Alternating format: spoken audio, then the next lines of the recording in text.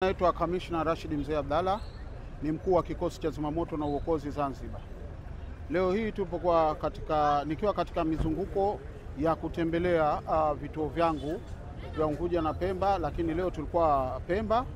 Nimeanzia kusini, wakati tunaelekea kaskazini Kijichame, bahati mbaya njiani tukapata ajali. Gari yangu iliyotangulia katika msafara ikapata ajali, na katika ajali hiyo tumepata majeruhi karibuni 6, pamoja tumepoteza kwa bahati mbaya askari wetu mmoja, na uharibifu mkubwa umetokea kwa gari yetu ambayo ndio ilikuwa imetangulia kwenda huko mbele. Lakini mpaka kufikia dakika hii tunashukuru Mungu, tumepata ushirikiano mkubwa kutoka kwa wenzetu wa Jeshi la Wananchi wa Tanzania. Wametuletea helikopta na tumeweza kuwahamisha wale majeruhi wote pamoja na mwili kuelekea Unguja makao makuu kwa ajili ya huduma za kiafya zaidi. Kuhusiana na pigo, kwa kweli tumepata pigo kubwa sana kama kikosi cha zimamoto na uokozi kwa kupoteza askari wetu, lakini pia kwa hao majeruhi ambao wameshatangulizwa huko, kilichobaki tunamwomba Mwenyezi Mungu awajalie waweze kupona mapema ili tuendelee nao katika majukumu yetu ya kila siku. Ni kuwepo katika msafara huo, na mimi ndio nilikuwa gari ya pili kutoka hiyo iliyopata ajali, lakini chanzo cha ajali hiyo ilikuwa ni kwamba tulikuwa kwenye kona, na tulipokuwa tunapinda ile kona likatokea lori la mchanga. Basi haya magari tena, kwa bahati mbaya lori likakwepa na gari yetu kataka kukwepa, lakini hayo ndio yaliyotokea. Naitwa Rashidi Daudi Mkasha, ni daktari msaidizi. Sasa kwa niaba ya daktari dhamana imebidi niweze kutoa hii taarifa ya ajali ambayo imetokezea siku ya leo. Kubali kwamba tumepokea ajali wakati wa mchana ya ndugu zetu wa zimamoto, askari wa zimamoto, na tulipata majeruhi kama 8, lakini katika watu tuliokuwa tumepata 8 yao mmoja kafa, lakini anaingia pale ni tayari alishakufa. Huyu kitu kilichomsababishia kifo tunaita ni fracture au ni uvunjikaji wa base of the skull, yani kwenye fuvu la kichwa ni kwamba limepasuka. Kwa nini tunayasema haya?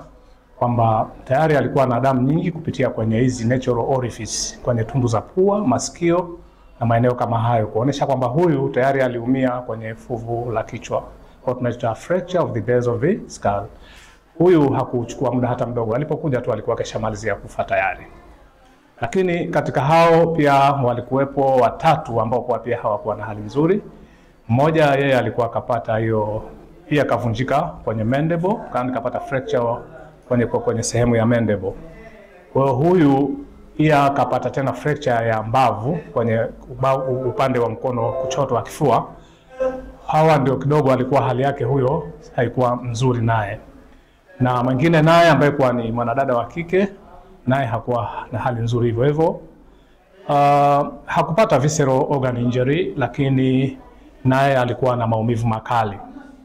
Kwa hivyo hawa wote ndio ilobidi baada ya timu ya mheshimiwa mkuu wa mkoa kuingia hapa na mkuu wa wilaya na wakuu wa vikosi ambao walikuwa wamebahatika kuwepo leo, ndio wameamua kwamba hawa ni bora moja kwa moja kuwachukua, kuwasafirisha, kuwapeleka maeneo mengine kwa matibabu zaidi. Kubali kwamba tupongeze sana watumishi wenzetu toka muda huo kuwafanya stabilization, yani kuwekea mazingira wa wagonjwa ili wasiweze kupoteza maisha yao kwa haraka. Sababu tunaelewa kwamba kwenye maeneo haya ya ajali mtu anaweza kufa kwa urahisi tu, anaweza tu akaaspirate akafa. Kwa hiyo timu ilishughulikia vya kutosha kabisa, wa kuwekea cannula, wa kufanya suctioning, wa kufanya open veins, kila shughuli zote ambazo kwa zinahitajiwa kufanyika za kiutaalamu zimefanyika katika mazingira ya hali ya juu. Kwa hiyo ni huyu mmoja ambaye kwa tayari alikuja ni maiti, lakini mpaka tumefanikiwa kuwasafirisha jioni hii wote majeruhi tumewasafirisha wakiwa katika hali ambazo kwa ni nzuri, wameshapa kuwa stabilized tayari. Kwa hiyo tunategemea inshallah, sisi kikubwa cha kusema ni kuwatakia majeruhi hawa Mungu awajalie wafikishwe kule kwenye matibabu ya hali ya juu katika hali nzuri, ili inshallah waweze kusave maisha yao.